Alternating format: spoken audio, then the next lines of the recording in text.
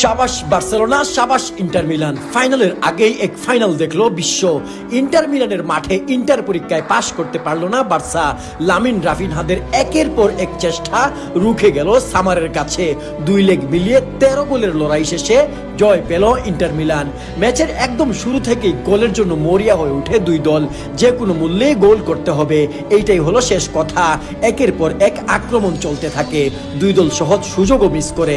তবে এরই মাঝে ম্যাচের 21 মিনিটে Argentine number 9 Inter Milan captain Lautaro Martinez ডামফ্রিজের অ্যাসিস্ট থেকে এক দৃষ্টিনন্দন গোল করেন। ইন্টার মিলানের ভক্তদের মনে তখন আনন্দের বন্যা। বার্সা বিরোধী গোষ্ঠীর চোখে মুখে তখন আনন্দের হাসি। এই বুঝি তাদের দোয়া কবুল হইল, বার্সা বিদায় গেল। খেলা চলছে, লামিন, পেড্রি, রাফিনহা সবাই জান প্রাণ দিয়ে খেলছে। এরই মাঝে ফার্স্ট হাফের একদম শেষের দিকে ডি বক্সের ভেতরে লাউতারো মার্টিনেজকে ফাউল করে বসে বার্সা খেলোয়াড়। রেফারি ভিআর চেক করেন, তারপর সিদ্ধান্ত আসে পেনাল্টির। সেখান থেকে ফার্স্ট হাফের একদম শেষ দিকে গোল করে বসেন হাকান। 2-0 গোলে পিছিয়ে পড়ে মাঠ ছাড়ে বার্সা। অনেক বার্সা ভক্ত তখন আশা ছেড়ে দিয়েছেন। রাইভালদের ঘর থেকে, ফেসবুকের পোস্ট থেকে আসতে শুরু করে ট্রল। সেই ট্রলে মুখ লুকাতে থাকেন অনেকে। কেউ কেউ আবার মুখে পানির ঝাপটা দিয়ে টিভি সেটের সামনে বসেন সেকেন্ড হাফ দেখতে। বার্সেলোনা আসে, হতাশ করে না আর, দুর্দান্তভাবে কামব্যাক করে বার্সেলোনা। 54 মিনিটে জেরার্ড মার্টিনের পাস থেকে ডিরেক্ট শটে গোল করেন এরিক গার্সিয়া।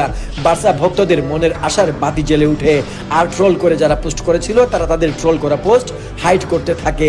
এরই মাঝে 60 মিনিটে আবারও জেরার্ড মার্টিনের অ্যাসিস্ট। এবার অসাধারণ এক হেডার থেকে গোল করলেন ডানি ওলমো। 2-2 সমতা।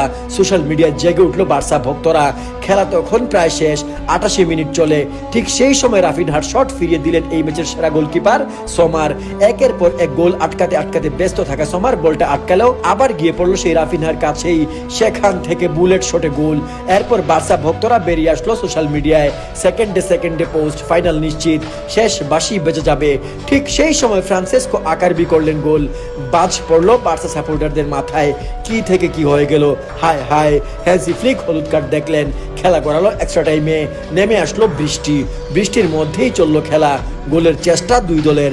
টিভি সেটের সামনে যারাই আছেন সবার অবস্থা খারাপ হবেই না কেন। ফাইনালের চেয়ে কি কোনো অংশে কম যায় এই ম্যাচ? গোলের পর গোল, নাটকের পর নাটক। এরই মাঝে 99 মিনিটে ফ্রাত্তেসির গোল। ইন্টার মিলান আগায় গেল 4-3 গোলে। খেলা জমে ক্ষীর। বার্সা ভক্তরা আবার হতাশ। সোশ্যাল মিডিয়ায় অ্যাক্টিভ বার্সা বিরোধী শিবির। অনেকে এবার বলতে লাগলেন আর সম্ভব না। এরপর লামিন একের পর এক চেষ্টা করলেন, আর একের পর এক ফিরে আসলেন আজকের ম্যাচের বাজপাখি ইয়ন সোমারের হাতে পড়ে। কি অসাধারণ পারফর্ম না করেছে আজ সে।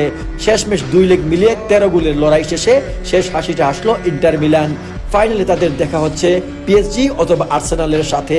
কি মনে করেন কে জিতবে এই ফাইনাল?